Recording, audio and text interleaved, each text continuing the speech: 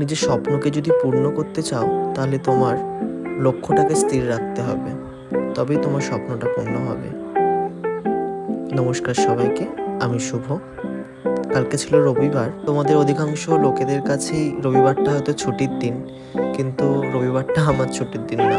কারণ রবিবারে আমার 3 জায়গায় রিহার্সাল থাকে। তো আমাকে সকালবেলায় সরপে যেতে হয়, তারপর আমার বাড়িতে রিহার্সাল করাতে হয়, তারপর আবার লিলুয়াতে রিহার্সাল করতে হয়। তো সকালবেলায় রিহার্সালে গিয়েছিলাম, আর সকালবেলায় রিহার্সাল করে আমি চলে আসি। তারপরে বাড়িতে এসে বাড়ির ক্লাসও করিয়ে নিই। দেন তারপরে আমি যেখানে আমাদের আরেকটা রিহার্সাল হয়, রিসেন্ট আমাদের একটা প্রোগ্রাম আসছে 29শে সেপ্টেম্বর। তোমাদের সাথে দেখা হচ্ছে নতুন কিছু কাজ নিয়ে। তো তার জন্যই আমরা আরও বেশি বেশি করে রিহার্সাল করছি।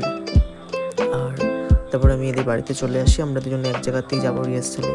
তো ও আর ওর বয়ফ্রেন্ড এখন ঝগড়া করছে।